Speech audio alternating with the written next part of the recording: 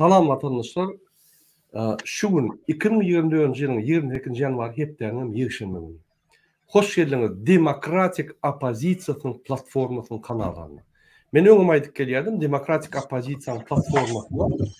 Yine DVP Topori, Konstitusiyon Center, Muhammed Döji, Erkin TV radyo kampaniyası, bir topar bloggerler, bir topar građan aktivistler ve beýleki toparlar ýa. Yine şu kanallarda biz çıkış ederimizde yine Muhammed Ağagelya, Akbeta Prağalya ve beýleki adamlar, bloggerler, yani demokratiyanı gollayanlar gelýär. Şoň üçin biz sizi bizim kanallarımıza gelýäňiz üçin hoş geldiniz diýär. Yine şu günkü bizim temamız Rusiya uly syýasy özgörüşlüğiniň bosowasynda. Men tema başlamakam sözü Muhammed Ağa berjek bolýan. Muhammed Ağa hoş geldiniz. Salamu aleykum. Selamun aleyküm Murad Ağa, selamun aleyküm vatandaşlar, hoş gördük. Sağ olun. Yine hormatly vatandaşlar, Rossiýada häzir syýasy özgörüşler boljak bolýar. Eýem gidip dur günnede. Yine soňky wagtlar, soňky bir näçe wagtda sizin bilişiňiz ýaly her kim öz prezident kampaniýasyny başlady. Ýani saýlawly prezident saýlawly geçip başlaýar. Nesip bolsa, men ýalňyşmasam 22-nji martda saýlawlar boljak. Ine şoňa eýem her bir saýlanjak adam, her bir dalaşar öz kandidaturyny goýup, öz predwyborny saýlaw programasyny öňe goýup, eýem adamlar bilen duşup, sesler alıp, almaly sesler alıp, şol Sentral İzbiratyn Komissiýa baryp başlaýar. Ine gysgaçyk şu ýerde bir zady belläp geçmeli bolýar. Öňkü saýlawlar ýalylar şu gedek bir üýtköşük bolup geçýär şulardan. Şu gedek eýem 5-nji gedek Putiniň saýlanmaly saýlawlary öňkä gara gaty üýtköşük bolup geçýär. Näçip men size düşündireyim. Boris Nadezhdin diýip bir kandidat öň tanalmayan adam düýünden syýasy lider hökmüne hökman bir partiýalaryň politsowetine ýa-da deputat bolýardy, kömekçi bolup işledi ýöne şu gedek orta çykyp uly sesler alıp halkyň golugyny alyp başlady. Bu zatlar näme alamatlar? Biz şu arada häzir gurulýar. Men ýöne gysgaçyk şu Boris Nadezhdin boýunça informasiýa berjek bolýan we bir kan video görkezek bolýan. Građan inisiýatywasy partiýasynyň tarapyndan Rossiýanyň prezidentligine hödürlenen we uruşa garşy çykyşlary sebäpli ulgamlaryň däl opozisiýa tarapyndan goldanýan Boris Nadezhdanyň baş taby, saýlaw ştaby 26 ýanwarda eýem 200 000 ses ýygnanandygyny zerurlukdan 2 hesse köpdigini habar berdi. Boris Nadezhdany Rossiya Federasiýasynyň prezidentlerine dalaşar hökmüne bellige almagy tiz wagtda belli bolar. Şol ýygnanmaly sesler men ýalňyşmasam 100 000 ýa 150 000, eýem 200 000 ýygnapdyr. 100 000 öýdýän. Ýani şol 100 000. Öz başda kandidat bolsaň, 100 000 ses ýygnanmaly. Ýöne Nadezhdin 200 000 ses ýygnapdyr. Şoň bir aýratyn tapawutluklar bar. Mysal üçin Kursk regionundan şo ýerden 2500 berek, Yekaterinburgdan 7000 berek, neşe paýlanýar. Ýöne jemi 100den geçýän bolsa, ýöne käbir regionlarda sesler ýetmese, onu şonu ýygnap ýetişmeli. Şoň üçin muny 200 000 ses ýygnaly boldy diýsen bolanok, ses ýygnalyşy gidip dur, şol ýetmedik regionlardan yetmeyen sesleri yığınacak olup şu Boris Nadezhdin'in ştabı hereket ediyor. Yine analitiklerin fikri boyunca Boris Nadezhdin'in yığınanmalı seslerini yığınanına yurdun içindeki vedaşınaki ulgun değerli Rus opozisiyanın eden çağrışına ve onun tesiri bilen yerine getiriliyor. Boris Nadezhdin'e özlem gen gördü. Adamlar galıp şunu goğullu verip, sesler verip 24 saatlap soğukta ulukda garyn aşağına oçurda durup şunu ses berýär. Şoňa özü gen gördü. Hatta ödem çykyş edýär, Putiniň ses ýygnalýyş kampaniýasynda şu ýaly daşarda oçurtlar ýok diýeni eýem 2 milyon ýygnapdyr. Şu arada da öwe çykyş edip aýtdy. Hususan FPG-niň müdiri Ivan Jdanov we aklawjy Lyubov Sobol, Mikhail Khodorkovskiy, Maksim Kats ve köplenç bir-biri bilen jedel edýän beýleki adamlar Rus opozisiýanyň bir toparlanan adamları Boris Nadezhdin'i gollamak için çıktılar. Egerde biz Boris Nadezhdin'in siyasi taraýhyna seyretsek, başta Nemtsov, Kiriyenko, Patanin bilen başladı öz siyasi ýa-ni işlerine. Soňa waka deputatlyga saýlandy we Nemtsow'un kömekçisi bolup işledi. Soň Soyuz Pravых Сил, ýagny siyasi güýçlüň toplanşygyna girdi. Soň bolsa Prokhorow'un Praво дело, ýagny dogry iş ýol partiýalynyň wekili boldy. Gelin indi bir kiçik videolar seyredelim. Şol Boris Nadezhdin'in özü näme diýär we özüniň çağrışlaryna seyredip geçelim. Şo ýerde bu görürs Boris Nadezhdin'in kimdigini, näme isleýändigini we haýsy meseleleri öňe goýanlygyny.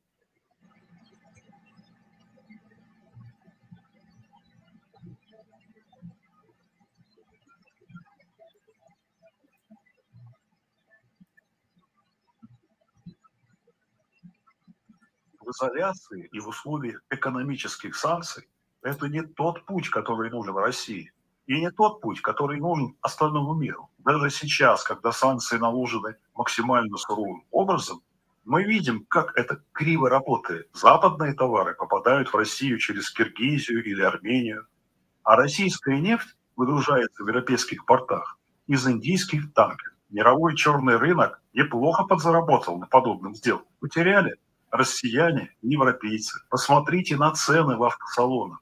Иномарка дешевле 2 миллионов, исчезнувший вид. Рено Логан после 15 лет пробега стоит 500 000. Нашим странам не нужна вражда.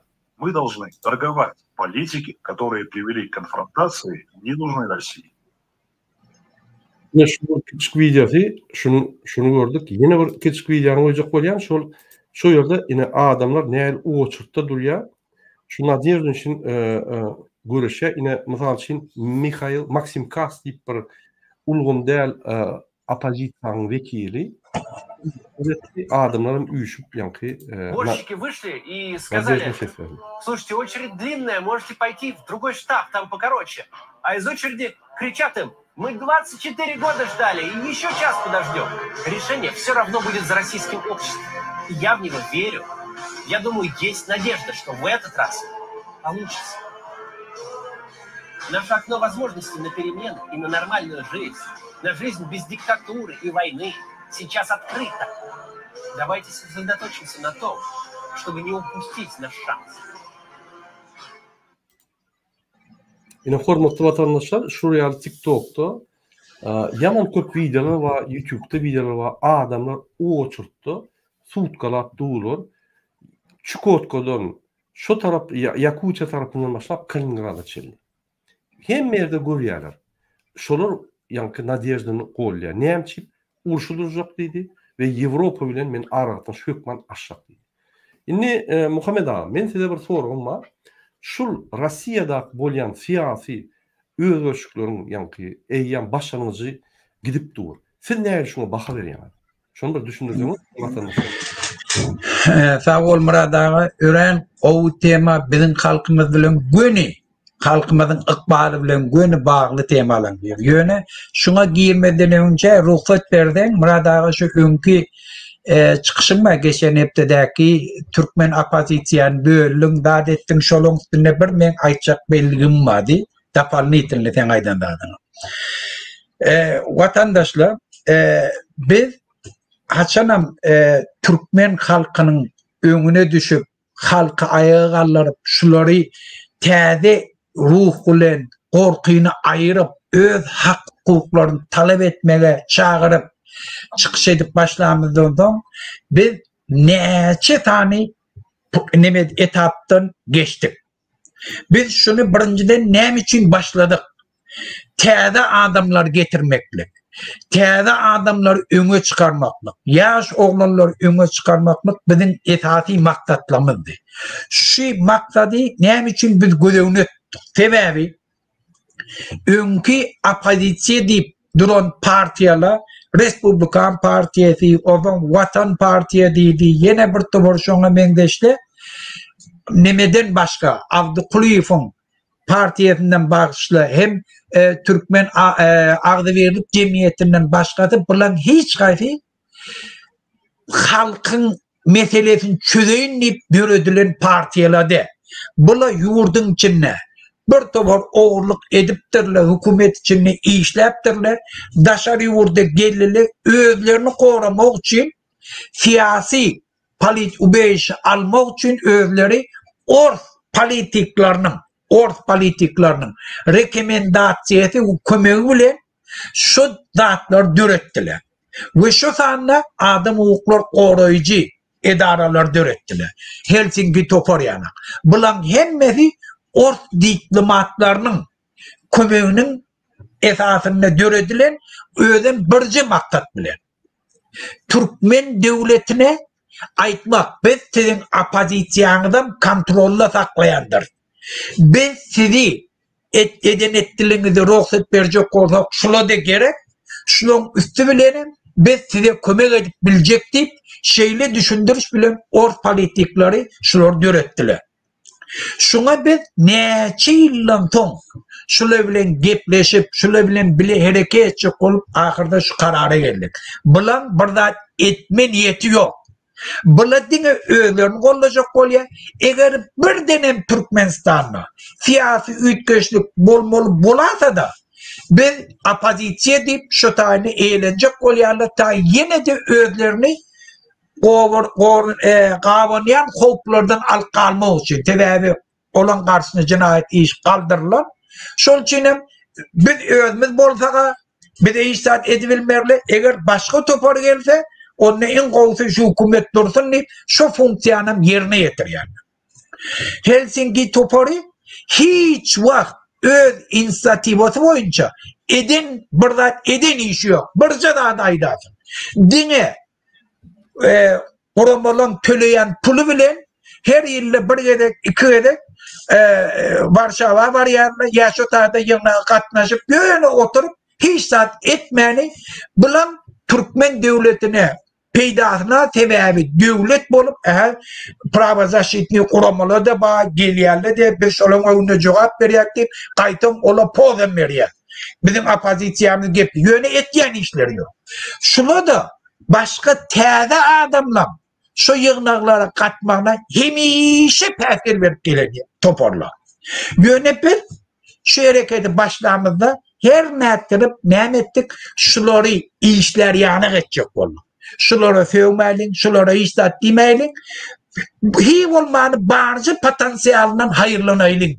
Yöne Helsinki toparı şu neçelin işi şu değil. Aktivistleri birbirine karşı etmek, şuları yamallamak, Türkmen halkını sevmek, tede çıkan adamları karalamaktan ibaretti. Şolara hiç yol vermesizlikten. Elinin ne etti. Ben neçe şöyle gepleştim. Hacife ettim. Siz etmeli işiniz edenler. Sizin yekete borcunuz öne çıkan aktivistleri korumaklık. Türkiye'deki 1 milyona kolu imigrantların günlerini siz şu tak adam uğradıp şolun yağdayını doğru ona dakladı etmekten ibaret. Yani ona hemen cevap veriyordu. Hiç kim yok hem de korkuya hiç saat ettirip bilem de akbedip kaçıyordu. Sonradan aktivistler çıkıp başlarına tema ettim. Akma. Eğer yok diyen olsan inni bar döret. Ne için Türkiye'deki imigrantların yağdaylarını siz geçsen de şoları gidip otak aydın da şolu kulçuluk, nastayaşı kulçuluk. Siz eğer gelip şunu güveni şulara getirip bilseniz Türkmenistan'ın karşısında çare var yani.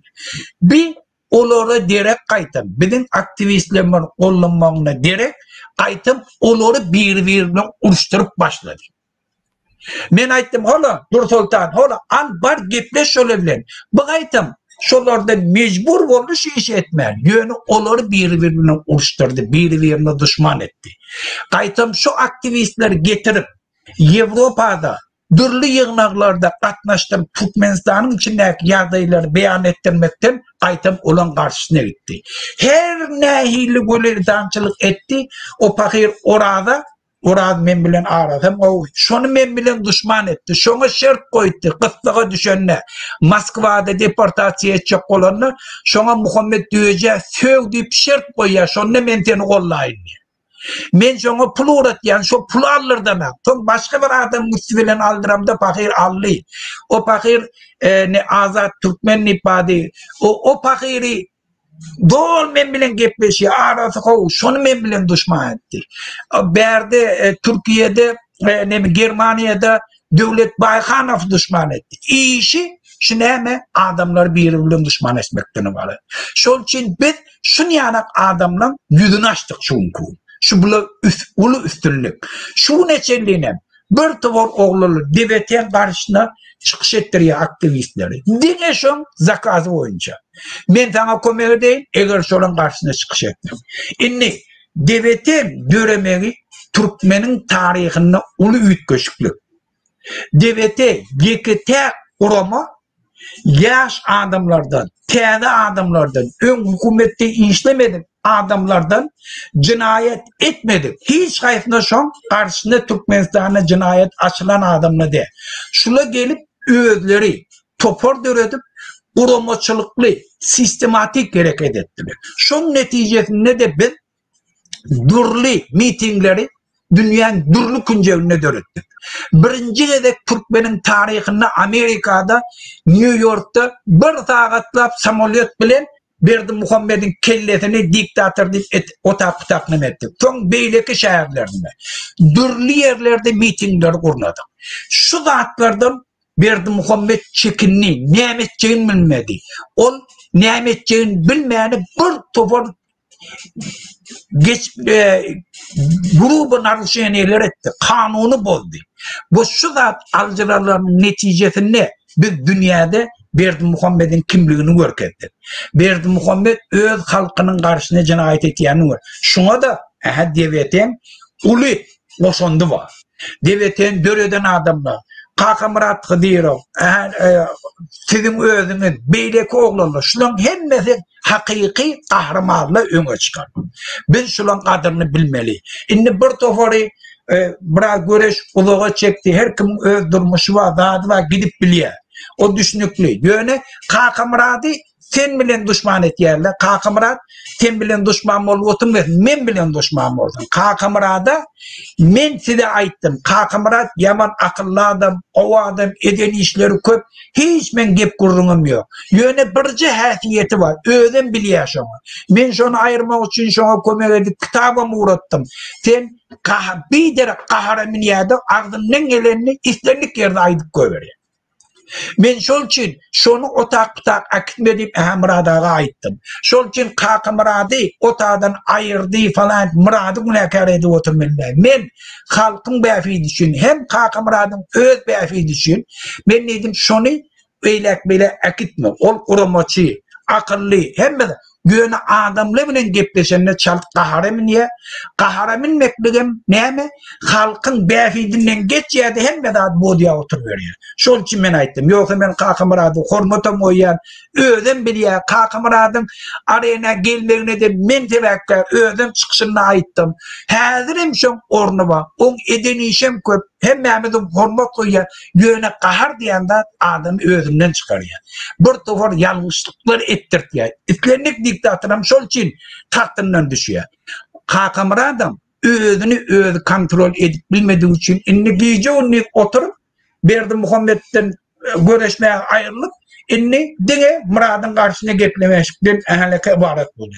Gece onu innem şona sarf ettiye. Men şol için aytýan Kaka Murat kahar bilen bir towarda etýe ve şoňam diýany halka etýe. Şol için men aýyrdy. Inni men aýtjak bolýanym ştada näme? Biz hereketimiz dogry. Hemme oglanlary, öňe çykan adamlara hormat goýmaly. Biz şolar gollap bilmeli. Biz bir tofar oglany gollap bilmediğimiz dine Helsinki günäsi boýunça. Helsinki toporun pryamoy обязанности aktivistler gollamak. Şolara pena bolup da şolar daşar ýurda akidip hemme dünýäde guramalar mobilizat etmen şolary gollandy. Bir adam şuň kun Türkmenistana akidilen bolsa göni günäsi Helsinki topar. Sebäbi ýeketek Türkmen adam hukuklar koruyucu kuramalarının yeketek döredilen biri olan Helsinki Tubor onun priyamoy abiyazımlısı aktivistleri kollamaktan var. Mesela Ferit Tokatulin ol Kronika Türkmenistan ol metbuat nemesi ol işini alıp baraya hiç bizim gurrun demiyor berekelah nemeriye. Ondan neme var Roslan Natifa Rasledi ve geçiriyor korrupsiyan açıyor Yemen kovuşetiyor bizim kollaya. Yöne bulan işi aktivistleri kollamak. Bir yöne aktivistler bilen sevdi ediyor. Şol çinem Helsinki Topori şun kun. Biz yüzünü açmaklık bizim esasi borcumuzun biri. Biz eğer dışarı yurtta hem medatlar öz kontrolümüz diyelim yani teyze çıkan aktivistler yurdu ütkötecek olayan, yurtta demokratik öttürecek olayan adamların eline geçti. Biz aktivistlerimizden kollap bilir, halkımızdan kollap bilir. Berdi Muhammed'in hem etyen cinayetlerinin önüne geçip bilir.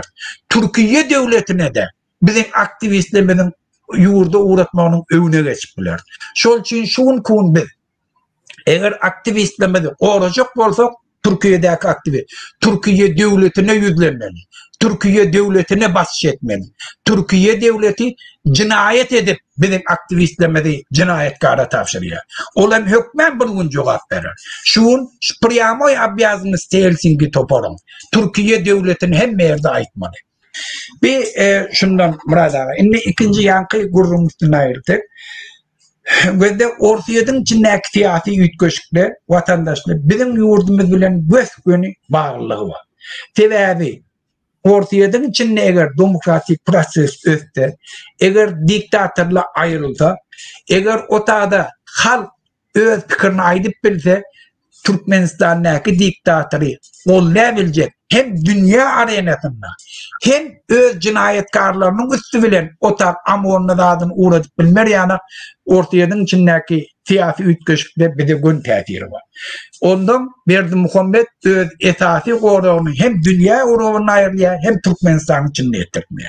Şol için ortayaddaki siyasi ütköşükle biz ilerlemeli, biz otadaki palajitilni hareketleri doğru baha vermeli olur kollamalı.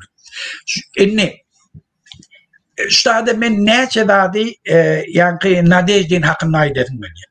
Nadejdin kimliği de ol yurdun içinde şu hükümet bilen işler, şu hükümetin belki cinayetlerine de el vardır protokolüne. Öyle şun kun kanun esasında, halkın isleğinin esasında gelip belli bir lozim bulup öne çıkıverdi. Ve halkım şunu kolladı. Ve bütün ortayadan apozisiyatın şun geçmişte kimliğine karamadan şunu kollap başladı. Ve halkım şana bir momentten hayırlanmak için karın aşağına en soğukta kilometreler osurtta yankını prezidentliğe kandidat etmek için osurda durdular. Yediğin svenni kanun esasını orta halkına mümkünçülük öğretti, öz fikirlerini aytmanı ve aydıvan başladılar. Şu hatta ortayadan içinde geçip duran yani 200.000 tane adam bilye Putin'in şolan karşısında erti şolan karşısında cinayet olacağından bilye eğer şu güycese şu ağıtlarını, dağlarını, yalanını erti kun şolan karşısında cinayet iş açılmayacağın mümkünçülüğüne bilye şundan korkup etmesi bile mümkün bir kun yöne kal. Onda da gittiler öz kollarını çekip Putin'e karşılığını görkediler. Şu sebepten ortayadan içindeki siyasi itköşükle inni ulu devamlı gidiyordu. Putin'in asma diyardayında. On hemme kanunlarını özü hükümete gelir yani. Diye özü sayılanar yani etti. Yönü onunla da bir mümkünçülük halka açıldı. Köçe çıkıp öz protestlerini belirtirler. İnni Putin eğer şunu yol vermese onunla öz eden kanunu, çıkaran kanunlarına karşı gitti. Dünyada yine bir avırçılık kazanıyor.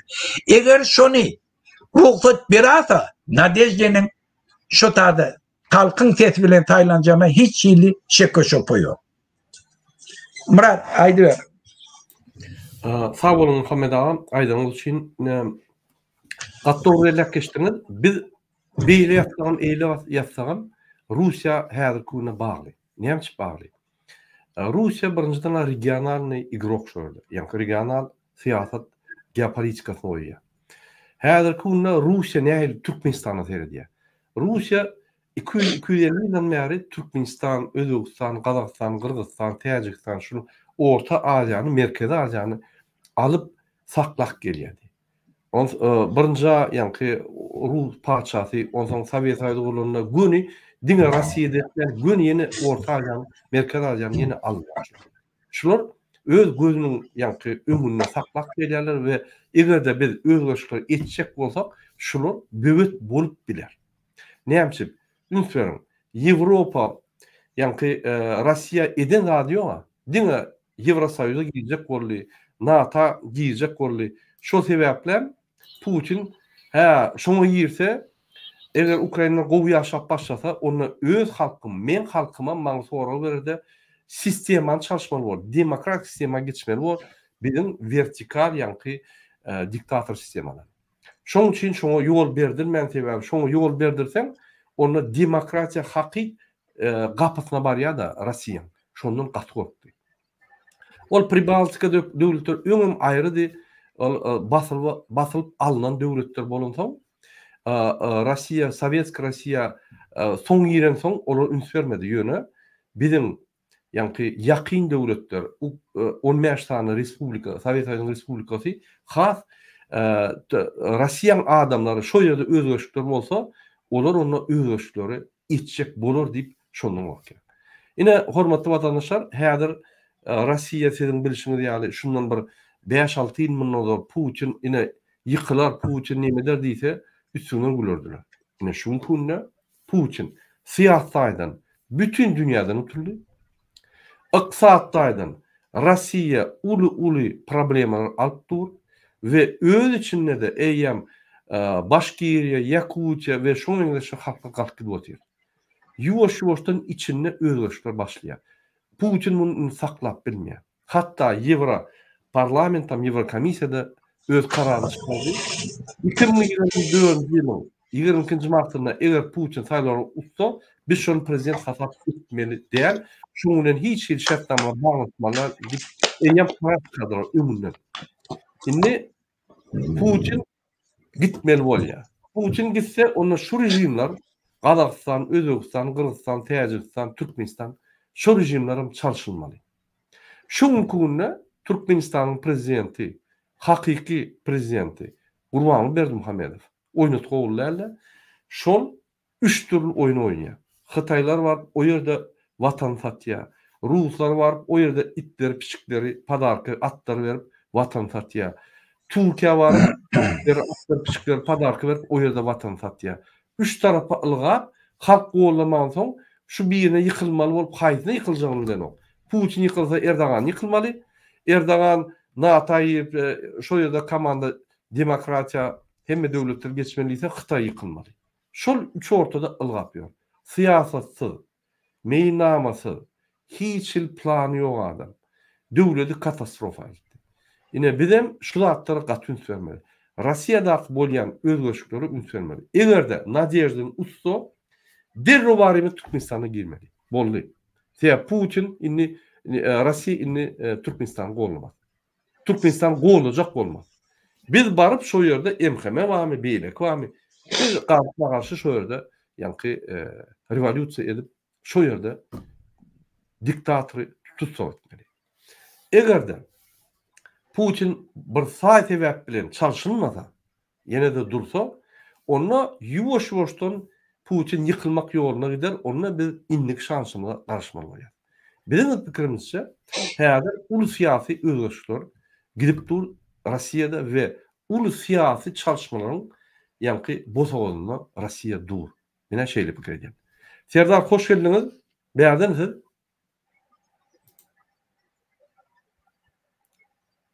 Serdar eşdenok. Hormatly watandaşlar, sizem öz pikiriňizi kommentarda ýazyp bilersiňiz. Näme pikir edýän bolsaňyz, men Muhammed ağa bir soru berjek bolýan. Muhammed ağa, indi Rossiýanyň ýagdaýy düşnükli. Häzir özgörlükler gider şo ýerde. Ya ýa-ki gраждан uruşturur, ya da kanun esasında Putin'i aýrarlar, ya da şo ýerde başga bir senaryo dörer, biz bilem de onu. Sizin pikirinizçe, näçe senaryo bolsa da Türkmenistana şoň täsir bolarmy, bolmazmy? Hükmen täsiri bar. Ol täsirini näç gurrun edip oturmanlar sebäbi Türkmenistany şu dünýäde onun içinde diplomatik tarapdan şon ruhlandırıp duran dine orf diplomatlary. Şon näçe biz bu işten gaçyryp bilsek, şonça da Berdimuhammedin güýji gaçy. Bir da. Ýöne men ştada bir tejribe bar şu orflaryň içine girip duran meselede bizim aktivistlerimize degişli. Bizim aktivistlerimiz köplenç bir tovar şonu KGB'de aýrlanýar, bir tovar bizim bet niyetli adamlarımızdan şondan aýrlanýar. Olan bir aktivist öňe çykanda ay bir eyle, bir durmuşy beýle, bu falany beýle, ay bir gelse öz diktator bolar, ýene bir zat bolar dip şonu özüne wajny görüp bizim aktivistlerimizin garşyna gitýär. Biz bir zady bilmeli. Eger şuun kun bizim hemmemizin düşmanymyz, bizim halkymyzyň düşmany, ogry, cinayetkar, näme diýsem üstünde bize bewet bolup duran adam aýyrmasa, bu gurrunyň hemmesi biderek. Şuun kun orfiýatda da şeýle. Şuun hiç kim Nadejde'nin kimligi hakkında gurrun eden ha. Nadejde'nin gerlozing verdi. Putin gitmeli. Biz dünya bilen argatnaşy etmeli. Biz azat taýlaw geçirmeli. Politzaklýçyonlar çykarjak, uruşy ýatyrjakdy. Bütün halk şon kimliginden öňlü ýerde işleýänne garamazdan gitdiler, şon oşurdyna durdular. Sebäbi esasy da Putin aýyrmakda. Putin aýrandan soň şu Putin aýryp bilen halk inniki adamda diktator bolmagyna ruhsat bermerler. Şol üçin bizim aktivistlerimiz bir zady bilsin. Şuň kun bizim aktivistleri öňe çykan adamlara karşılık görketmek gerekki. Ya olak durmuşunda eyle, bir eýtdi, bir beýtdi, o falan etdi diýmeň gerek ýok. Bize şuň kun gerekler Berdimuhammedin karşısına göreşmeklik. Aktiv göreşmeklik. Kim näme edebilir şonu? Etýän bolsa bir şonu gollamaklyktany bar. Şol üçin biz şuň kun hemme aktivistler ki Berdimuhammedin karşısına göreşýär, biz şonu gollamaly. Eger olar özleri gelip aktivistlerin öňüne karşılık görkezmeseler. Şu prinsibi biz esas edip almaly. Şol üçin öňe çykan aktivistler gollamaly. Esasy bewet bolup duran adamdan dinmek üçin. Ortaýatda da şu şonu edip oturýar. Şol üçin bütün dünýäň ünsü şu atlam ortaýadyň içinde. Nadejde'nin üstünde, Nadejde'nin ön kimligi hukumetin parlamentinde de işledi, dürli yerlerde hemme yerde işleyen adam. Göğüne şuun kun şonu hiç kim alana. Şol üçin bilen şuun kun hemme davalar ayrılmalı, gelmeli Berdimuhammed'i ayrıcaklar. Berdimuhammed'i ayrıp bilsek mi? Ondan hiç kim diktatörlük edibilmer. O zaman o gelen adam ne de bilir? Berdimuhammed'i ayrıbilen adam menem ayırır pazor edip. Menem cinayet işe çeker. Şol için menem arafta bolmalı fikir eder. Yurduna hizmet edecek olar. Şol için men hemme aktivistleri çağırayan da adım şey. Öne çıkan adamları karalacak olmak. Şolary gollaýly, şolara can pena bereýli, şolan iýinden kömek edeýli. Gödegine getirin watandaşlar. Şuň kun Nadejde'ne 730 milyon pul kömek edipdirler. 730 milyon pul kömek edipdirler. Bizim aktivistlerimize şonu kömek etdilermi? Şuň kun biz şu aktivistlerimize kömek etmeli. Ta işlerini gowy alyp gidip biler ýa-da. Her bir iş etjek bolsam pul gerek.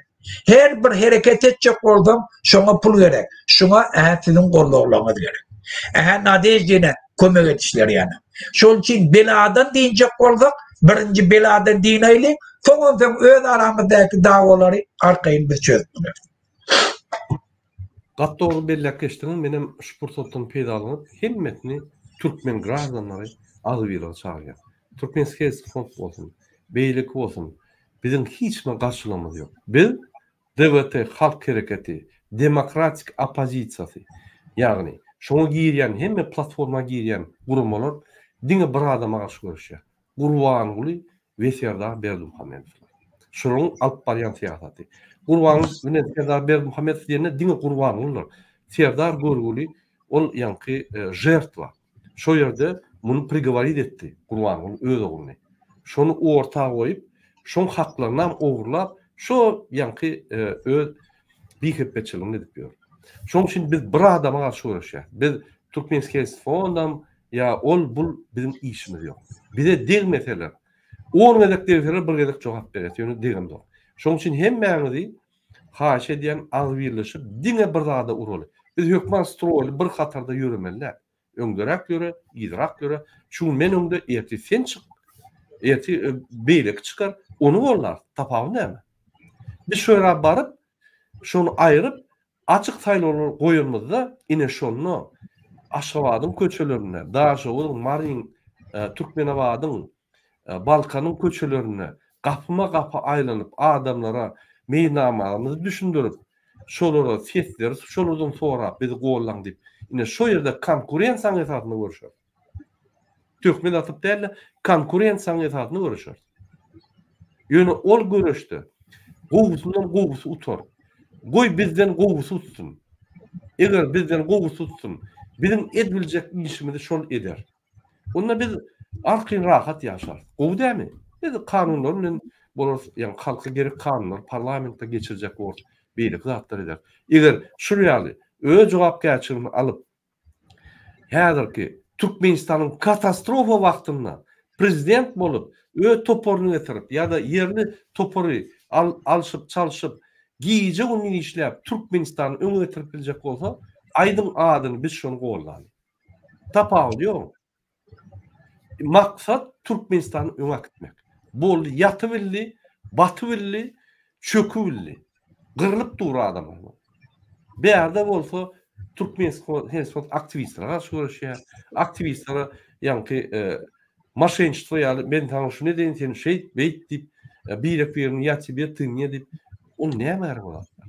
Barın Türkmenistana ugalony işleriniz bolsa, barın şöyle advokat alarsanız, advokat bilen suud edersiniz. Egerde hiç tat ýok bolsa, näme gorky bolma. Şo ýerde ýaparsanız erteki günde ýapyly işiniz özüňiz prezidentde görüşersiňiz ýa wezipe görüşersiňiz, ýa konkurensiýa taýda boldy. Biz size hop döredemiz ok. Siz özüňiz hop döredemiz. Biz sizin bilen asly işimiz ýok. Inanın, men 58 ýyl Hacıýyvsyz ýaşadym, bagtly. Ýylyna dowam ederim. Ben özüme jogap berilýän adam, öz durmuşymy gorkup bilýän adam, bir topar kynçylykly görüp bir tejribe almam. Siýasata gelsem, awtonomna ine Muhammedow bilenem söwünçän günlerim bolýar, gülüşýän günlerimiz bolýar. Ýöne bizim ideýalarymyzy, biz ideýalara wepaly. Biz olary ýanky dönüp edemok ideýalar. Biz ideýalara boýnalykmy? Ertin men ýalňyşdym. Men bilýän Muhammedowa ýakamdan tutjagym. Muhammedowa ýalňyşdy. Men ýakamdan tutjagym bilýän. Biz ideýalary öňe pikirlerimizi planlaşdyp, ine şu ýaly organizowany görüşýär. Ine maksat şondadyr. Ine käbirler aýdýar, men seredýän ay bulary dinlemeň opozisiýa, bular sizi ulanor, siz ölersiňiz, gidersiňiz, emheme düşersiňiz, beýdersiňiz. Ya men, ya Muhammedow biz öz lichny huzur proyektimizi edemiz ama halk üçin edýär. Bizem ölers, olarym öler, ahir ölers. Maksat ölmän ýeňmeli. Maksat ýanky adam jany ýitirmän ýeňmeli. Şoň üçin biz giýjek midi işleýär. Biz türemde ama barın, edin, turun, yaragalyň diýip aýdamyz ama biz ýanky akyllyrak herekede akeder ýaly. Halka düşündürüşler berer ýaly. Halkyň hemme tarapy galsa, uruşam ýok, söýüşam ýok. Näçe köp halk galsa? Boldy. O näçe adam aty bular gaçyp gidýär. Atjagym ýok bedi, başgalar gaçanlar hiç adam ýok. Ine biz şoňa elçek bolýar. Şoň üçin biz halka düşündürüşler geçirýär. Ümmet bilimlerini östürýär. kanun bilimlerini östürýär, maslahatlar berýär, bolup geçýän hadisalar çeýnäp berýär. Şunu şeýle gowulagy etmeň, ya şol erwetlige etmeň, şunu aňyrsa gowudur. Ýöne şu ýaly erwetlikden başlamasa gowuluk ýok diýip. Biz hemme zady anyk düşündirýär. Rejim gowda etse gowu diýär, erwet etse erwet diýär. Indi gelin hormatly vatandaşlar, biz ýene de gepleşigimize gaýdyp gelelim. Muhammed ağa, şoň üçin ine meniň pikirimçe mysal üçin Maksim Katz ýöne çykyşlar edip adamlara bilim berýär. Unutmayın. Şunu boş sen giyce uniz gurlayan tapawdy ýok, hiç zat ütkan ýok diýip bilersiň. Ýöne ol ýalňyş. Adamlar dinleýär, kellelerine bu fundamental bilimler goýulyp, demokratiya, azatlyk, hemme zatlar fundamental goýulyp, ýuwaş-ýuwaşdan gözler açylýar. X gün gelenne patpiçiklerine adamlar ýüldönüp, nadejdyny goýlan diýse, giyce günni köçüde durup goýlarlar. Ine rezultat. Hökman yara alıp uruşmalylar. Men öňe aýdýadym, rejimi ýykmak üçin milyon ýollar bar. Ine bir iň ansat ýol, hiç zat etmelär ýoly. Barmaň o huzura. Potroty tawsyryňyndan. İksan mal alıp mellende göwürüň ekip taksir edip onu muny edip daşyryklar bilen bir zat edip günüňür 4-5 ay. Şol batýar. Ertir unam bolmaýar, ertir hiç adam bolmaýar Türkmenistanda. Halk öýüp galyp şol aýra öýler amaçky diýär. Ine hiç zat etmen ýeňip bolýar. Etmen hazap şu prezident yani. Bizim feslerimiz oğlan, Serdar Berdimuhamedov. Etmen hazap özüne milli lider diýip ýören, öz tohunyň milli lider Kezzap Berdimuhamedov. Gurban bolayım. Baran ýerine barmaň çaýarlar. Yaramok, men ýaly gitmeli, eýtmeli, beýtmeli, barmaň. Onuň üçin işden çykajak diýip çykar diýmeli. Inanyň işden çykarsa, molimler gerek. İşden çykarsa polisler gerek. Emhamlar gerek, hekimlikde işleyenler gerek, dompraviyinde işleyenler gerek. Hem yerde adamlar gerek bulur. Bulur, bir şeyde bir şertlerde halk bolmasa işlevine oklar. Yöne halk bu ýaly işläp ýörüp şunun hyzmatyna bolansoň, beýle halkam oturup, ýa-ni talap pullaryny alynsoň, halkam hiç zat diýmänsoň, bunu hedir etmiyor. Talatmaň, eger şoň märekelerine, çäherlerine barmaň, zat önüm nebitgaz önüm öndürýärmi? Öndürme. 30% çel düşürün şonu. Sen öndürme degen o baýlyklar ýene urup gidip ya arkadaş şäherine gidýär, ya jüwüsine gidýär. Näme? Etmeň baýlyk oğurlanmasyn. Türkmenistan baýlyk goý, Türkmenistanda galsyn entek. Demokratiýa gelende şu baýlyklar size barar. Şu baýlyklar şondan pullar alıp size konvertasiýa, kreditler, size kömek ediler, jaýlar berilер ömürlük. Size geler. Ekonomi edin şonu.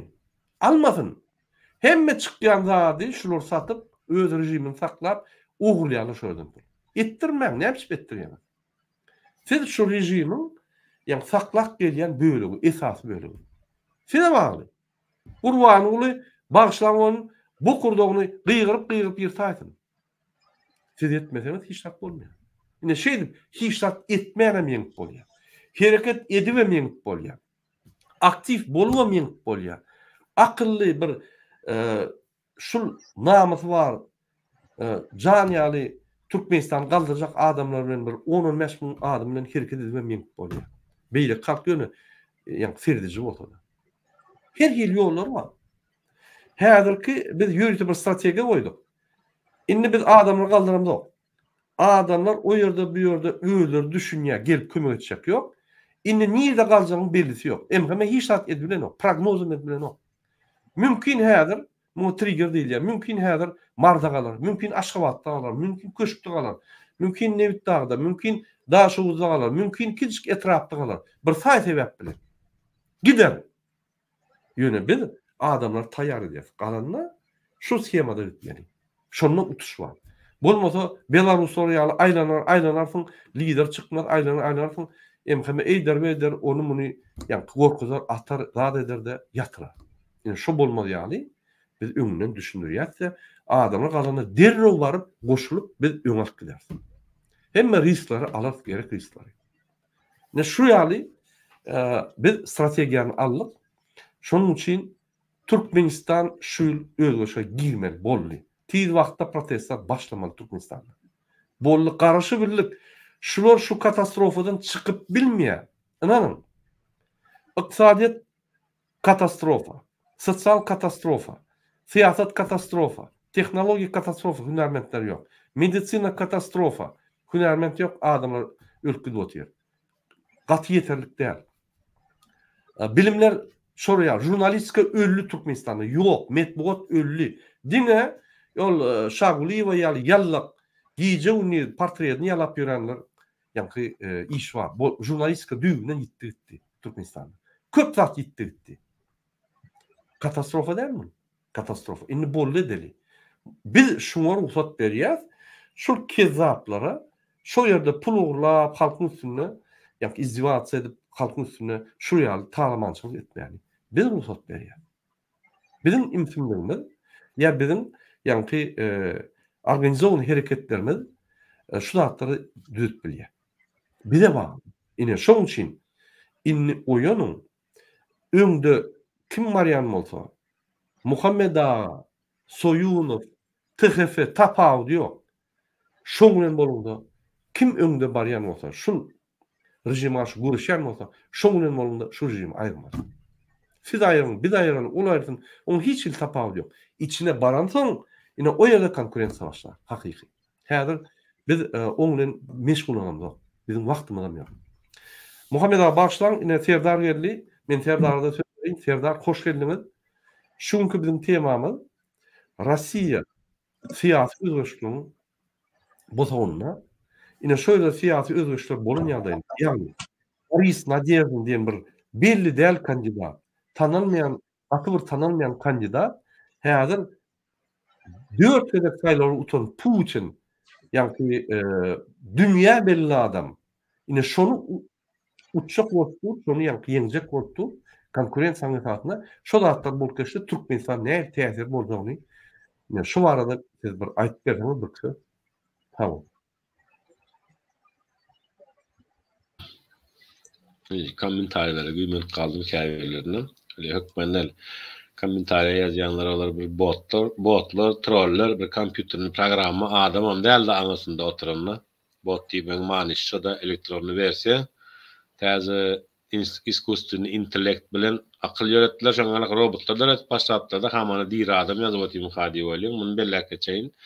Ve hawa bugünkü günde Russiýanyň halkynyň oýanmasy özüniň başyna bolduran bir dert boldy, şert boldy. Sebäbi meni detdiler we ýakynda men şeýle bir ýerde bir gurrunda oturdum bärde politikleriň arasynda. Hakykatdan ham Ortaýadyň içindäki ýa-da bu işi Sowetski territoriýasynyň hem ýerinde zalymlara garşy, diktatorlara garşy azatlyk göreşi beriljakdygyna hemme inanyp otyr.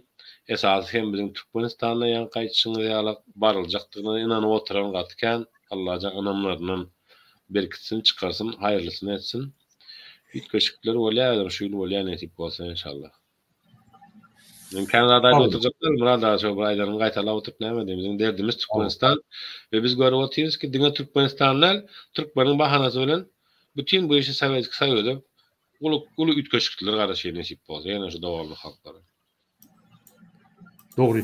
Şol ütköşükler diňe Türkmenistanda bolmaz. Bütün Merkezi Asyada, Ukrainada, Belarusyada, Rossiýanyň içinde bir näçe halklar var. 50 oly men ýalňyşmasam halklar var. Öz başda halklar. Şonuň arasynda da ýani täze ütköşükler bolar, syýasy ütköşükler, mümkin öz ýurtlaryny yglan ederler. Köp ütköşükler bolar. Şoň üçin inni menim pikirimçe Sowet Soýuzy 3-nji gezek ýykylýar. 1-nji gezek ýykyldy 91-de, o zaman 2-nji gezek ýykyldy. Yani Gruziya öz başlyklaryny alanlar, Armeniya, Ukraina, 3-nji gezek ine häzir ýykylyp otyr. Menim pikirimçe. Muhammed Ağa, inni misal üçin Nadezhdin utdy häzir. Misal üçin ine mart geldi Nadezhdin utdy, Boris Nadezhdin. Inni biz opozisiýa höküme, şunun Ýewropa bilen men agbyr boljak. Ýewropa bize tehnologiýalar berýär, Ýewropa bize investisiýalar eder, Ýewropa biz harytlarmy satmaly. biz Ýewropadan gidip bilemzok diýip ýa-ni Ýewropa ýapyşyp bolar. Ýapyşak bolýar da. Hytaýam Ýewropasyz, Amerikasyz ýaşap bilen esasy maýasyny şu ýerde satýarlar.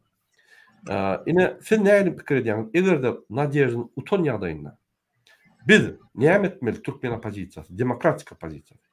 Biz ýa-ni şol Rossiýaň alyp barýan siýasaty Türkmenistana täsir ediljekmi, erwet etjekmi ýa-da gowy boljakmy? Eger erwet ýagdaý täsir etse, onu bizim pozisiýamyz belli. Ýöne gowy täsir etse, ýa-ni olam demokratiýa islese Türkmenistanda, onu bize şo kömek bolarmy? Ýa-da olar demokratiýa orany öz ýa-ni wekilini eltip şo ýere goýardy. Ine bize şu ýa demokratiýa gerek, şu ýa bolmaly Türkmenistan diýermi? Diýmek, Türkmen siýasatçylary aslynda gerekmi ýa gerekkämi? Bir şonu düşünürsen. Gönde Murat, islenlik üýtgeçlik orsiýetde o Türkmenistana degişli. Ýöne her bir forsatdan biz haýyrlanmany oňarmaly. Eger biz şondan haýyrlanyp bilmedek, ýene öňkülüğüne ne galar. Sebäbi islenlik orsiýetin içinde şuun kun, häzirki ýagdaýynda hökümete gelen adam olam uly üýtgeçlikleri orsiýetin içinde bilmer. Orsiýetin öňkü çinovnikleri içinde işlemeli bolar. Ola Putin'e häzirki gelýän adam opozisiýada duran adam däde, öz içindäki adamlar. Ol Putin'e bir topar garantiye vermeli bolar. Şonu Gagsksuda berjekkä diýer. Bir topar Putin bilen işleşen adamlar ýene hökümetin içinde bolmaly bolar ýyllap. Şol üçin häzirki üýtgeçliklerde, siýasy üýtgeçliklerde eger Nadejdynyň hereketiniň netijesinde üýtgeçlik bolsa, o bir uly üýtgeçlikligiň başlangyncı bolar. Neýinki özi bolar. Ýöne ştada biz Türkmenistan özbaşlyk döwlet bolan üçin Orsiýadyň diplomatik wiliýaniýeti beýleki döwletlere kän azalar. Ola Ýewropa gatnaşjak bolsalar Ýewropa bilen. Aralar düzeltjek bolsalar Adam hukuklar deklarasiýasyna hormat goýmaly bolarlar. Eger şoňa da hormat goýjak bolsalar, onu diktatorlar gollap çykyş edebilmerler. Ola da hökmen diktatorlaryň garşyna çäre görmeli bolarlar. Şo sebäpden Orsiýadyň içindäki üýtgeçlikler biziň ýurdumyzda göni täsirini goýar, ýöne şundan gowy haýyrlanmak üçin biziň halkymyzyň aktivligi gerek. Men şurada ýene bir tane dadyň üstüne Murat nemeçek bolýar. Men häzir telewizorda teredim, häzir şunda bir video goýjak.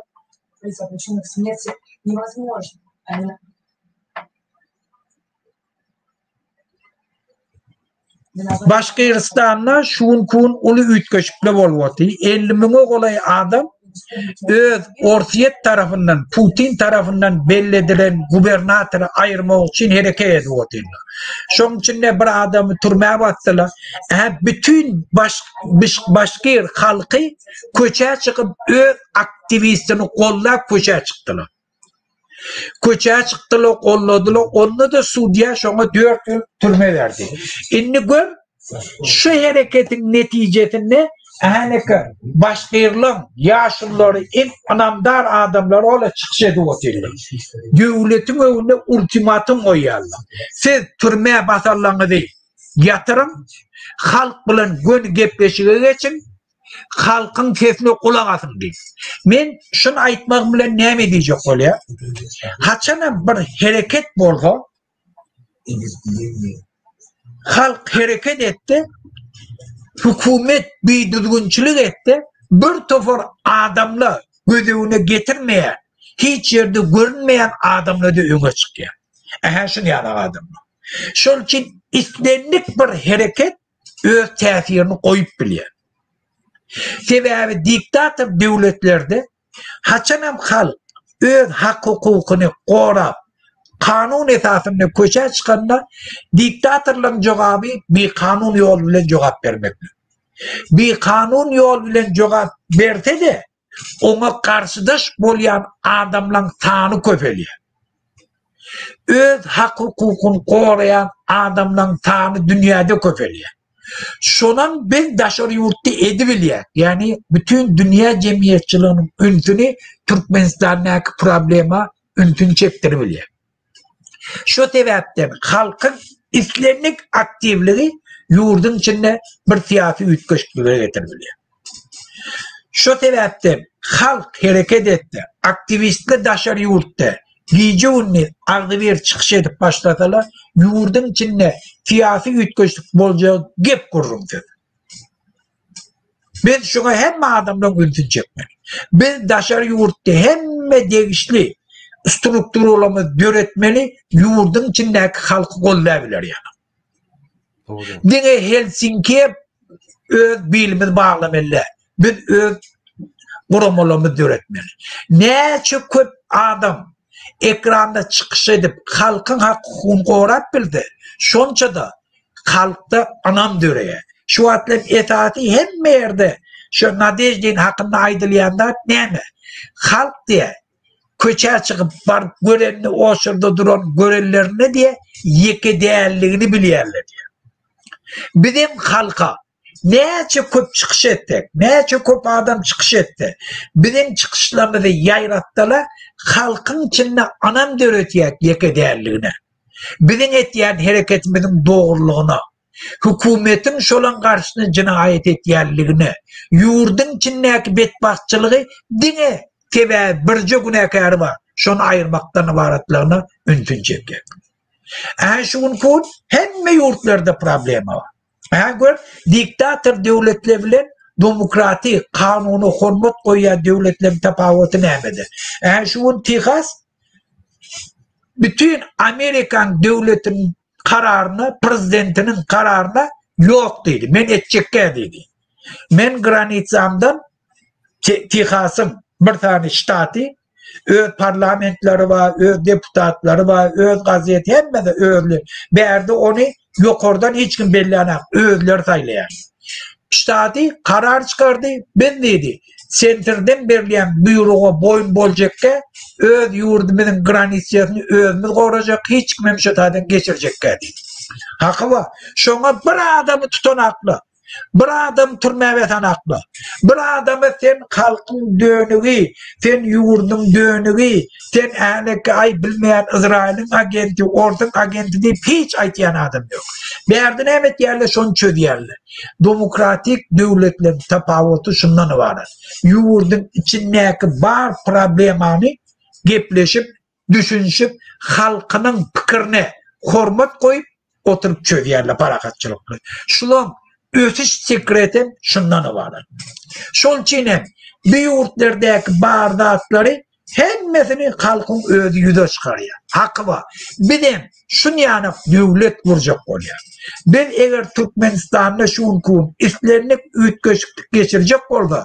Birinciden yerleri İslenlik hükümet gelasın. Berdi Muhammed'den başka İslenlik gelasın. Türkmenistan'ın bar yerlerini halka veriyor. Dayıkarla şu yerlerin eyeti. Traktör, kombaynla şu traktör, kombaynlar türeyen adamlara kanun esasında şartlar edip şolara veriliyor. Bütün cahile, hükümet cahilini yaşayıp görürler ve privatizasyon yatırdılar da hemmesinin hükümetin şolu. Şolun hemmesinin halka veriliyor. Şu halkın eyeti şu, şolun kuşol. Şu tadı yaşayan şuna verilmeli. Yurdun içinde çıkan baylıkla var. Hemmesi şu birinci İslam'ın hükümet geldi, şunu halka veriyor. Onu bir adam eğlenip edecek işini o bilen ettirtmeye. Biz şol için yurdumuzda eye çıkacak oluyor. Bizim yurdumuz tağlayarlı. Bizim yurdumuz daşar yurtlarda kul olup işlemeye gerekke. İslamlık siyasi ütköşükle. Şu Berdi Muhammed'den deyince şu zatları bizim halkımız kazanabiliyor. Şol için vatandaşlar. Hem mezat sizin elinizde. Dünyadaki bar şertli döredi. Putin'in gücü attı. Yurdun içinde ahlaki ulu ütköşükle gidip otu. Berdi Muhammed hem en İslam vaktinde ne gazını tatabiliyor ne neftin tatabiliyor. Şol için şun kun biz şundan değinmakla en amatlı vakti. En antat yolu bilen, en kanuni yol bilen biz şundan değinip biliyor. Olam denesiz hareket etmeli. Şol için vatandaşlar Biz hiç zattan çekinmeyli. Hemme güýjümiz ýygnayly. Biz birazajyk şu düşman her hilele bilen, mekirlikle bilen bir tofor öz haramzadalar bilen daşary ýurtda prava zaşitni guramadydy, opozisiýa bizim aktivistlerimiň arasynda agdalalyk döredik billele, biri-birini uruşdurup billele, ähleke Farhadal gitdiler, Azadal gitdiler, Malik Berdiň alyp gitdiler, ähleke bizim aktivistlerimiz Türkiýeden ýeke alyp gidip oturlar. Aňyrda näme etýärli Hudaý bilýär. Şol üçin biz şuň kun hereketimiz güýçlendirdik, dige herekete girdik. Hereket etdik, hükümet hiç bir aktivist alıp gidebilmeye, hiç kayfına hiç zat edebilmeye. Biz biraz güýçden kaçtık, eyyem yegerlerinin gep kurrun yoktu 2 yıl beri. Inni yegerler yine de gövreli ayarlar urup başladı. Yine de inni bular inni dargattık, tarha tuttuk, falanini ekittik deyip inni beğenip yine de öz zulmlarına başladılar. Şol için biz iýle çekinmeli, biz dine aktivistler gollamaly, bar agdalylyklar aýyrmaly, öz aramyzdaky döretýän, düşmançylyk döretýän adamlar tanamaly, şolardan dinmeli we biz öz hereketimizi güýji bilen dowamlandyrmaly watandaş. Muhammed ağa. Hormatly watandaşlar, ine şu ýerde Kilov ýadýa. Şuň soragyna men jogap bereyim. Muhammed ağa, Ferdawy berdiňiz. Ýadýa Muhammed Öjüten gatýanşan kim Abdukuliýew ogrum ýa-da Şiraly Nurmuradow ýa-da alim Şöhrat Kadyrowa ýa-da Aýgul Tajiýewa ýene-de onlar sagdy berilip gurmanyň wekilleri ogrum. Ýok, ogurda olar hakynda men hiç diýemem. Olar hakynda aýtdym men. Awa. Indi men düşünmek bereyim. Şul ogruň berýän soragyna. Men Şiralyny liçny tanıyan öýünde de oturdum, bardym, men kada geldi. Abdukuliýew men liçny gördüm. Özüm ulaştım barkayarak. Abdukuliýewa eger alyp görsek, Abdukuliýewi Niyazow çağırdy. Diktator bir uly hünärmenti, uly bir moral taýdan öňüden adamy çağırdy, gel Türkmenistany gurjak. Sen daşary işler ministrini, o wagtda daşary işler ministri ýokdy, olsun, çağırdy. Täze gurmaly. Ýa-ni gurulmakdy, sekretar ýokka, diňe bir kabinet bardy, ýa-ni ol Svoboda Lenin köçetinde. Men bardım şoň ýalyna, gurleşdim. Şol ýaly arsa adam Abdukuliýew. Abdukuliýew nomenklaturyny opozisiýa giren ok näçip. Abdukuliýewi diktator çağırdy. Abdukuliýew şo ýere baryp şoň diktatorlygyny görüp haramlykla goşulman atstavka edip öýe taşlap epberk gitdi. Öz verip. Beýleki adamlar nomenklaturyny opozisiýa diýilmede olar pul verip, görüşüp vedip alıp, diktatora yallaklık edip, pul oğurlap, halkı tağlap, olar tutonsoň, olar kaçık diye. Ne şuraya şolar tutulmadık bolsa, yankı korrupsiýanyň üstüne kaçmadılar, dowam ederdiler. Ine Abdukuliýew bir ýar men oturup çykdy işte. Gördün ýazgyň kimdigini, ýok, bolmak sen diktatora barýan. Men seniň diktator toporunda işlemen diýip çykyp gitdi. Ine şu ýaly adamlar köp Türkmenistanda. Şiraly, Nurmamadow, ýa-ni bir topar adamlar we ýazyjylar, intelligensiýa, olaryň wezipelerde işledi. Ýöne olar pul berip gelmedi. Olaryň düşünjesi, olaryň bilimleri, içindäki duýgulary hiç wagt ziýatkan malla hiç wagt pul bermeýär. Şolar ziýatka berdiň bar ýok bolýarlar. Olaryň moral taýdan içiniň guruluşy başga. Olur mu işledi? Olur nomenklaturan böyle oldu, yönü nomenklatura opozisiya giren oklar sebebi olur nomenklaturan bir tarafından öğeleri, yani öz isteğiyle geldi, pul vermeyen isteğiyle gitti.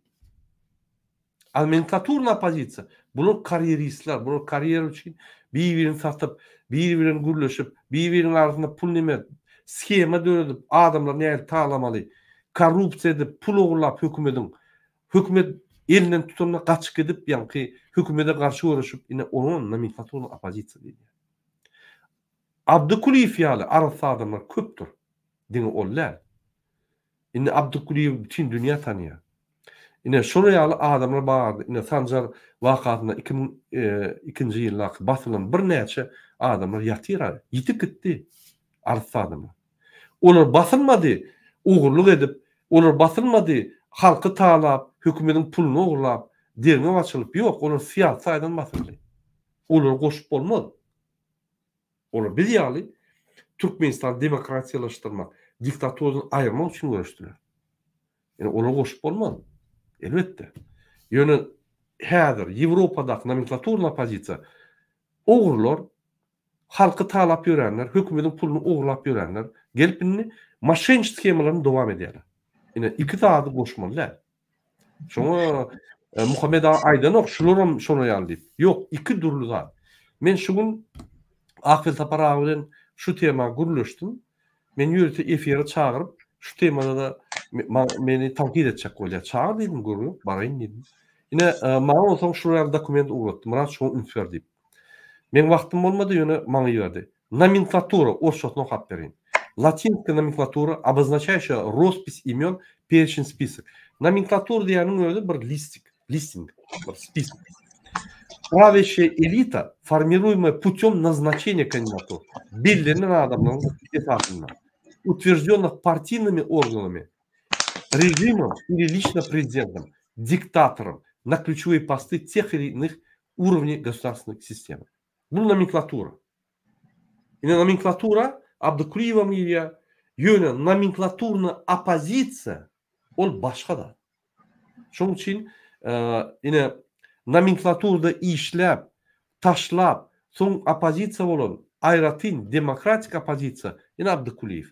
Yöne nomenklaturna opozitsiya bular işläp, pul uğurlap gaçýarlar da bular mezbur ýagdaýda opozitsiya bolýarlar. Özlerini gowrap bolmasa Türkmenistan akdiýa bular. Yine şoňa bizim nomenklaturna opozitsiya diýär. Yine şoň üçin tapawul bar.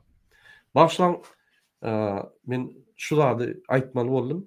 Şoň üçin Kirov siz kommentariýany dogry belläp geçdiňiz. Biz ýöne anyklaşdyrdyk bizim diýen pikirlerimizi. Biz efirimiz dowam edeli. Serdar, sana söz beremzok. Sen öz pikirlerini aýdamok soňky wagt. Sen şu Rossiýadaky özgörçükleri Polşada duýýarmy? Şöyle Nadejdaның ştabı barmy? Şöyle ortalar Nadejdaň golýarmy? Näli ýanky ortaryň arasynda özgörçükler görýärmi sen? Şu barada aýdyp berseň. Sesin gelen o? Başlan mikrofonu. Bugünkü günden görünüp durýan zat şu ki Polşanyň halky ertiki bir günkü has gowy ýaşajakdygyna inanýar we zulmyň yer ýüzünden ýok boljakdygyna gerek bolsa hem bu 15 respublikalarda solidarность и единство ýagny agzybirlik we jebislik diýen ady bu halklar öwrenmeli wagty geldi diýe. Şu eýarada şu täze eýýamny bu dünýä ýüzündäki ýagtyran ýagyşlara muňa mysal. Allah Taala bereket berdi.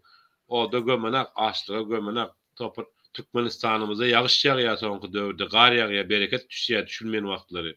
Gowy zat köprek düşsün. Şonuň üçin hem biz şoňa da inanmaly.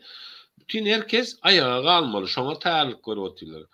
Öňki 15 respublikanyň içinde bugünkü günde Belarusya, bu Orta Aziýa döwletleri hani Pribaltikany goşamak, olar NATO sastawyny bir zadyň NATO sastawyny NATO bilen garşylykly täýärlikler görülip oturýardyr. NATO herekete geçse bütün dünýäden Japonlaryň türýäňden beýlekleriň türýär. Hytaýlar özü ýene de açyk aýtdy. Biz sen bilen işimiz ýok diýip ortaň başynda oturan adamy tinamny nujun diýdi. Näme diýin men sen diýdi, miriň bilen bilelikde. Bu jogabyny berdiler. Näme diýip özleri arada prikol gülüşip oturýarlar orslar. Näme diýdiler? Ну, узкоглазые, как всегда, делали шерик кепелер, да говно дегып. Китайцы, как всегда, отказали, кинули нас следующий, как и всегда, как и в проблеме с долларами, и с рублями, и с золотом болушýarlar. Nähili ortlara ulanıp zıngamaza edilen şu adam Putin'e şeydi. Öňkü 15 respublikan etmeli zady birden ayağa galyp bu ýurdun başyndaky zalimler topary KGB bilen beslenýär. İnanýas musulman ýurtlarda KGB'laryň kalgynaky ýüreginiň bir iman bardygyny. Şonuň üçin hem olaryň konçyny däldigini inanýar. Şonuň üçin ýurdu goramaly hep agzy birlikde, hemme bilelikde. Ol sen gel et telewizorda gıygyr ýa-da gel bir adam bilen barany bilen näme bolup otysa adam bolana fark etdi sesini çykarmana oturanlarym bar. Qaytaryjyň ýakamyzdan ýapyşyp dur. Mälik gitdi belek bir giden adam geldi. Bir giden adam dişini çarklap ya. Oyun etmen halk bilen. Allah'ım büyük. Allah zalimleri yok ettirsin inşallah. Bizim sagaman çıkarsın içinden. Sağ ol Serdar.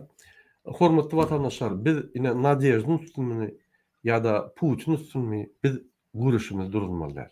Sebäbi günne şol iki ataly ogul ikisi Türkmenistany katastrofa eldi.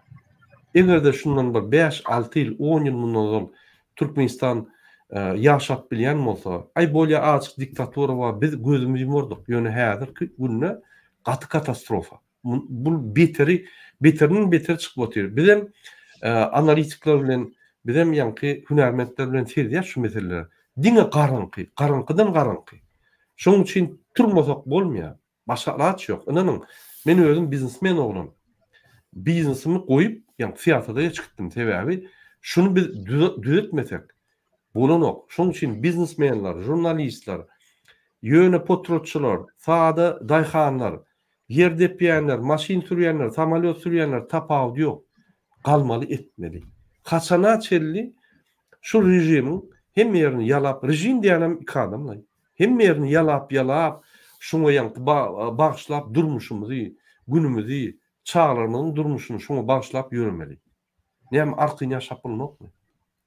Başga ýurtlarda prezidentiň adyny tutman, biznes medialar ýaşaýarlar, gül ýaly konvertasiýa da bar. Hükman balkamatın alın puluny ýaňky maňlaryňa nimetmeliler. Durmuş gidip durar. Şoň üçin Türkmen halkynyň agzy bir wagty durmuşy bar. Biz şonu gidermeliler, biz şonu öňe goýmaly. Muhammed abi, başga soragy bolmasa efir guturaýyn şoň bilen. Doğru bolýar. Egerde aýtjak adyňyz bolsa aýdyn Muhammed abi. Tamam. Ben ýa-ni Abdukuliýew hakynda bir neme etjekdim. Abdukuliýew hemme wagt etdi. Ol yatan adam de. Ol aktif hereketli. Hatta Türkmenistana bardy. Türkmenistanyň içinde mitinga boldy. Şol üçin Abdukuliýewiň orny Türkmenistanyň taryhynda belli. Ýöne başga özlerini apozisiýa diýip duran adam. Birinci eden hereketler ýok. Aktif haýsy bir hereket etdim diýip aýdasyn. Şol üçin ola kontrol diňe özlerini goramak üçin döredilen özlerini apozisiýa diýip bererler. Eger Hacıyev Türkmenistanyň içinde men falan dady etdim diýse aýdasyn. Ya daşar ýurtda öz inisiativam bilen falan dady etdim diýen bolsa geldin aýtdyn. Eger şu 30 ýylyň içinde näçe ýyl şu döredilerine şu işler etdim diýip aýtdyn. Olaň hemmesi bardatlaryň kabarla gelýär, şol nemet ýerde aňryga uğratýar. Eden işler şu. Onuň sansur edip, onuň näme üçin? Şu gelýän täze çykýan, döreýän aktivistleri, öz haklaryny gorap öňe çykýan adamlar gorkutmak üçin, şolary filtre etmek üçin, şolary köşeşdirmek üçin, şoly öz hereketini dowam etdirmesizlik üçin rol oynayan adamlar. Yoksa etjek bolsa şi, hemme mehanizm eline bar. Birinci Türkiye'deki kul bolup gören Türkmenistanlıları gorlamaly. Şoňa hemme mümkinçiligim bar. Bir eýem şu taýda bizim vatandaşlarymyz kul bolmaly ýana. Öz hak hukuklaryny gorap biler ýana. Kanun esasynda ýaşap, işläp biler ýana şert döredip boljakdy. Eger şuna aktif hereket eden bolsa. Ýöne isleýän, isleýär. Tamam. Qaytam diňe näme funksiýany ýerine ýetirýärler? Türkmen devletini köşeşdirmek üçin. Bolly. Eger hereket etdi, şuň kunem eger şuň kunem gelip bir zat etdi. Baş üstüne. Biz Hudaýdan isleýäris. Ýöne eden hakly. Serdar aýtjak goşaklaryň barmy? Owa men gaty gowy ýere degdi Muhammed agany gowy görýän syýlagymam bar, hormatymam bar aýratynçylykda. Kan bildirmeýän gowy görýän. Ýöne bir sorasym gelýär. Abdukuliýew 98-nji ýylda Orta Türkmenistana baryp geldi. Şonda bolan hereket bolýaýyndy ony anarky gürrüň berenler zatlar bar. Meselen Daşary ýurtdakylaryň adam tutmaly ol ýa-da bul ýa-da beýleki hökmany suratda däl berin. Bular özleri öz arasında oňşanaklar. Hani biz bunu gördük. 3 ýyl 4 ýyl mundan öň siz koordinasiýonly sowet bolanyňyzdan soň sizin berjek analiziniz mi hadiyanlar has köprek beriljek zatlygyna. Onu şey edip yine bugünkü günne näme diýe halkymyzyň arasyndaky dören 2020-nji ýyldaky hereket siz gowy bilýärsiňiz. Hani ölen olanlar boldy, zat boldy, onu bir adamlar sesini çykypdy belin 26-njy 27-nji aprel hadisesi konkretne adamlar götürdü ve sonra siz YouTube'un ekranında hem bolsa da ul rol oynadyňyz halkyň konsullugynyň öňüne müňlerçe bolup üýşmegine.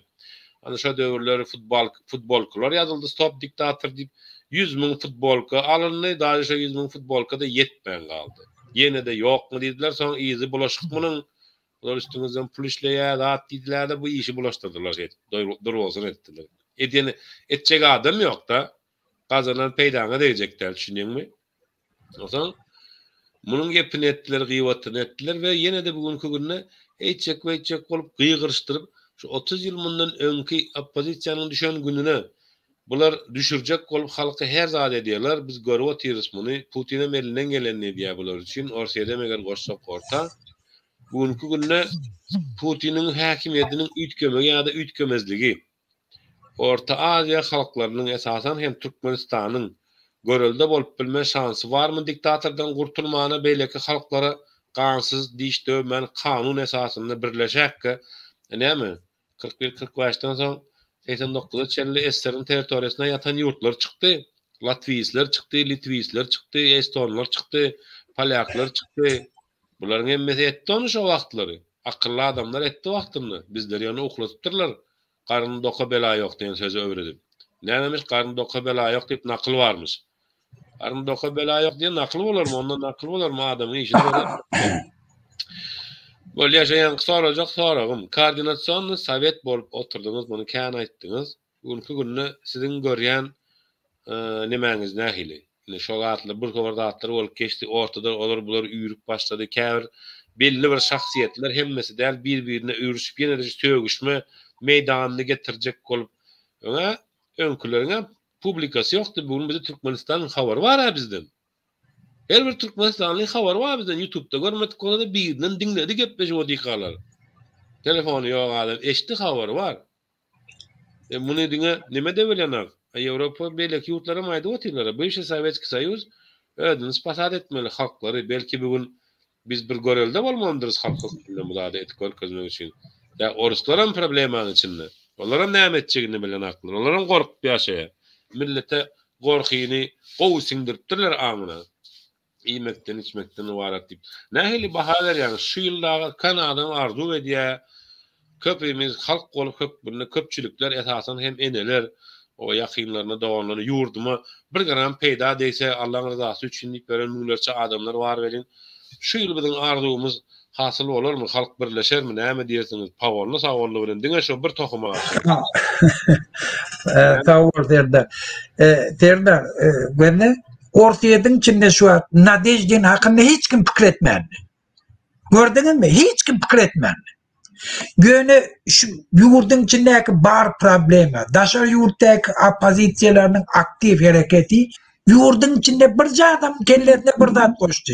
Şu atlı moment, men yurdumu ütküdip bilyen, yurduma hizmet edip bilyen, öz amrayım kaldırıp bilyen. Dünyadaki bar problemi alıp edip bilyen. Şol için hemme kişi beni kollap bilerdi, öňe çykdy. Halkym kollap başladı. Göndü Berdi Muhammed'den dinmek absolutne kıyınçılık yok.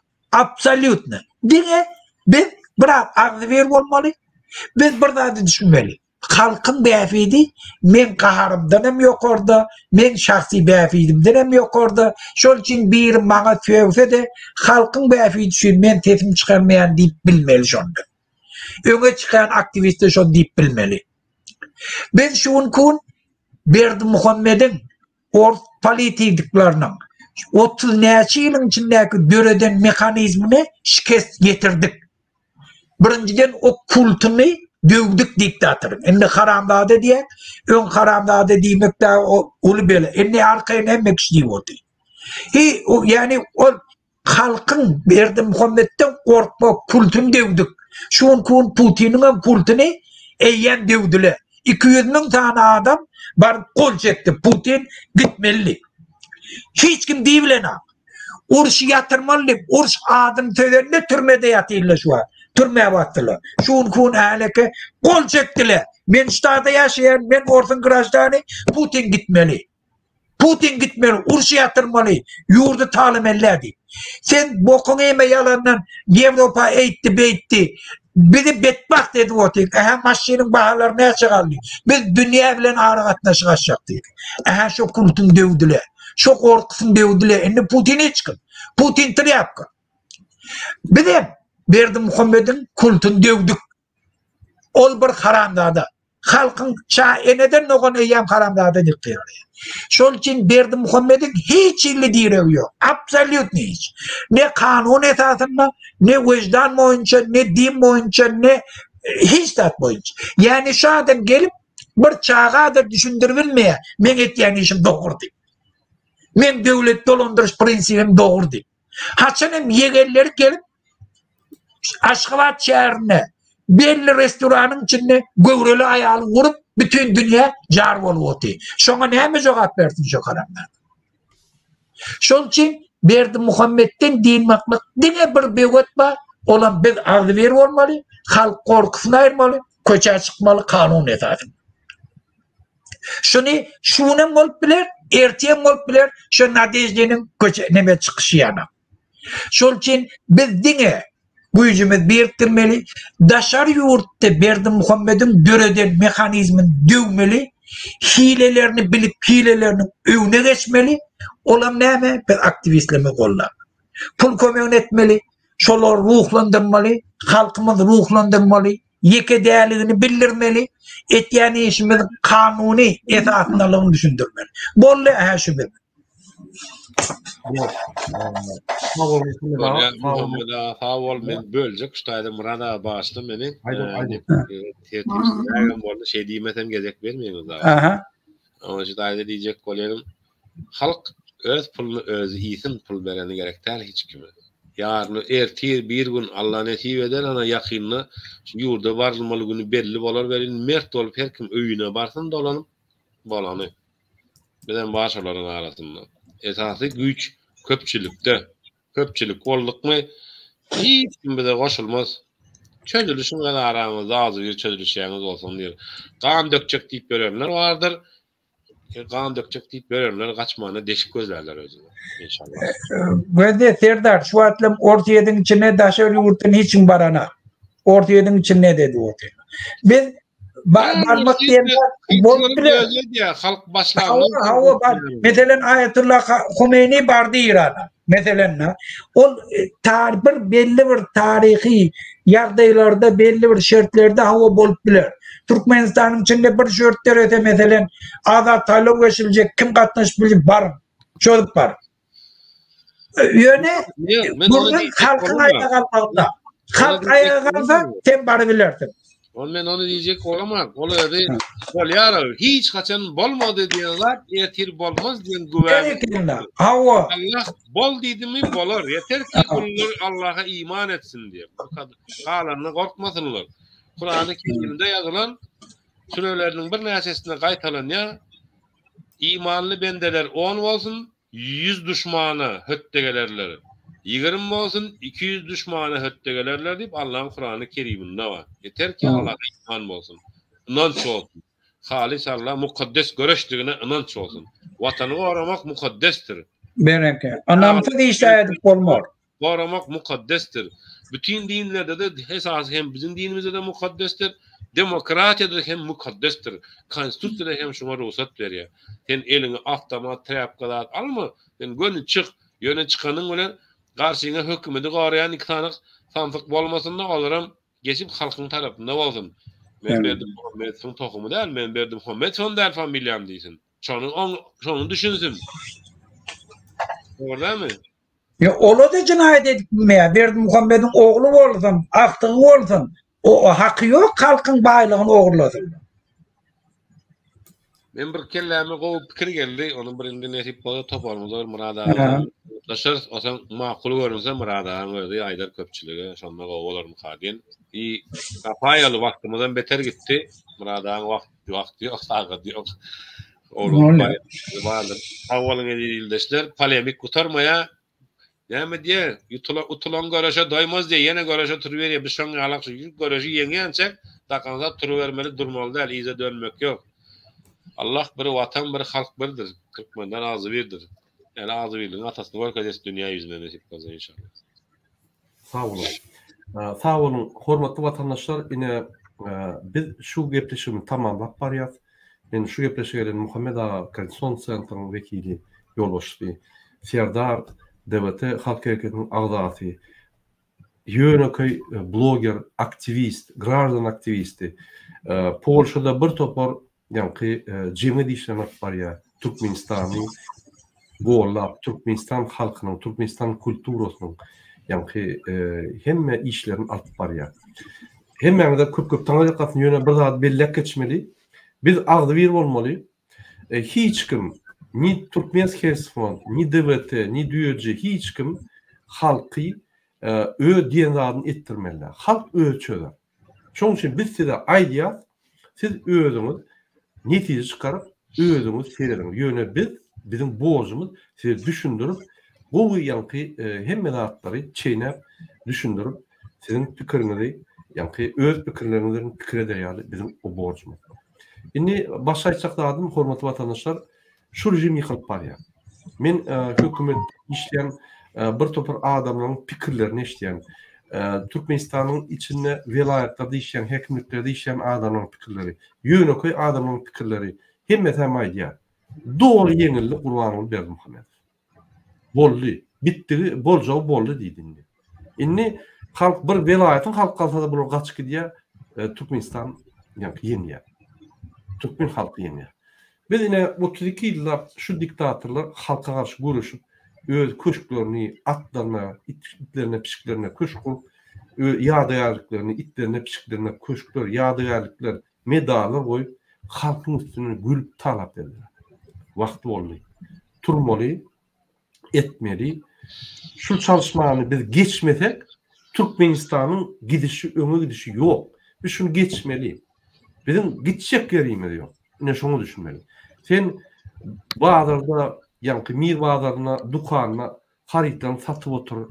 Sen biznes edip, ýa-ni Dubaydan maşin getir. Sen potrotçylyk edip, aşağıda açyk yer alyp, bir açyk giýde jal. Sen çinownik bol, ýa-ni pul oglap ýören çinownik bol. Sen MHM'de aktivistler bolýan çinownik bol. O tapaw. Bizim hemmämize gerek şu çalışmalar.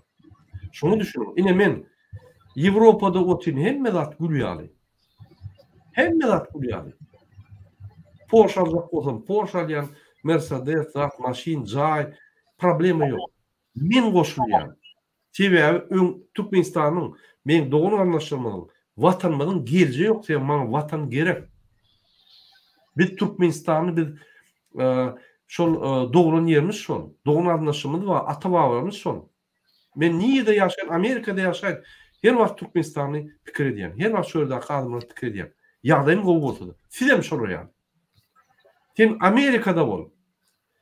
Trak bilen ýöret. Sen Amerikada jurist bolup işle, tapaw ýok. Çalışmanyň wagty geldi. Her kim goşmaly. Bu rewolýusiýa däl. Bu ýadyňyzda bolsa, ol kinowada ýa-ni aýryp ine şol ýaly ädim. Bizim hemmämiz goşulmaly. Ine biz şonu çağırýar. Biz siýasatçylar aktivist bolun zat diýemiz ýok. Ýok, hemmämiz goşulmaly. Sen bize karşıda şoldan goşulmaly. MHM işgärem bolsaň goşulmaly. Alaç ýok. Egerde şu Gurbanuly Berdimuhammedow siýasatyny dogry alyp baryp, hemme zat halk üçin edýän bolsa, bir 30% halk şunu golýan bolsa, onda biz siýasy görüş ederdik. Şunu bilen şu siýasatyny tanqid edip siýasy görüş ederdik. Onda biz aktivistler jemlep aktivistçilik ederdik. Ýöne şunu golýanam ýok. Şu diňe halky ýa-ni zulma salyp, zulm berip, halkı talap yorap genosid etdi. Hemmemde deg yaşım. Sen içinde ahranada işlay. Bulwanın ahranasında. Sana da deg tuştaya. Ine şoň üçin biz dine aktivistler galdaramız yok. Biz halk kaldırýar. Sebäp biz düşünüp berýär şu problemi sen ki. Biz variant biz galaymaly. Ine şoň üçin Ýewropadan murada geler, Warşawadan Serdar geler, ondan galar ya Muhammed Ağa Kanadadan uçup geler, ondan bizem galar. Ol gurullar aýrym. Biz galmaly hemmemiz. Sen Amerikada gal. Sen Ýewropada gal. Sen Türkmenistanda galmaly. Biz galmaly. Alaç ýok. Ol ýöne biz pikir düşünämiz yok. Ol dün videony görkezdim. Töwdeler ay gelnejeler ýaklama ogurlýar dedi. O düşünen o. Aňyrsynda näme? Aňyrsynda adamlarda pul ýok. Açlyk şol günni görmeli. Şolum gowy ýaşaty gelýär. Şolum çağlaryna biňaç beresi gelýär. Şolum çağlaryna oýunjak alyp beresi gelýär. İşler ýok. Sen şöyle töwda edip ogurluk bolman, ýa-ki özüň gorap biriniň üstüne ardaýalyp ýaşap bilmersiň. Mümkin näme? Sana da şol gerek. Diýmek senem sabotaj etmeli, bir ädim etmeli, şul hökümeti, banditleri aýryp, şu gurwanyny kezap, Serdar Berdimuhammedowy aýryp, Türkmenistany öňe giderýäli etmeli. Onda sen şunkun ýalyl, zordan günüňer ýaşka çykyp, $100,000 alamaz. Şu ýagdaýda şu. Ýa şoňa ýa haçe diýär şu ýolda gidelim. Edelim şonu. Ediyes inşallah. Ben şöyle nimelerimizi edemiz yok. Biz halkın isteklerini yerine getirýär. Ben şöyle aýtyp geçeýin, ruhsat berseňiz. Her 5-nji gün ýerleşler 7-8 aýdan bäri dowam etip gelýär. Ýewropaň wagty bilen 16:00, İstanbulyň wagty bilen 18:00, Türkmenistanyň wagty bilen 20:00 her juma güni şu gürünlerimizi dowam edýär. radio.pl meniň TikTok kanalymda, YouTube kanalymda reklamalaryny görüp bilersiňiz. Garaşýan hem mende teklipleriniz bolsa öňünden ýazyň. Bugünkü temamyzam agzybirlik we jebislik medeniýetde edebiýatda. Yer Türkmenistan diýen tema bilen çykyş edýän, 7 aýdan 8 aýdan bäri Türkmenistany tanydýan. İlk başda hem okan goşuýymyz türkmenim boldy, onu hem Polşa öwrenme şeýit bir tolgunup okuyan ekeninde bir adamları täsir etdi polyaklary, başka milletlere. Ki şondan soň gaýş diýdiler sen radioda çykyş et, şol adyň dowam ettir. Men diýdim siýasat gürlärin, din gürlärin apawdy ýok diýdi, edebiýatyň üstünden gidip otyňdam diýdi. Howaýdym. Gowy ýol diýdi, dowam etmeli we bugünkü biz görýäris ki edebiýat, literatura dünýäni galdyryp barýar gaýtadan ayaga. Biz muny ulanmaly. Bu ýylky näme diýipdir?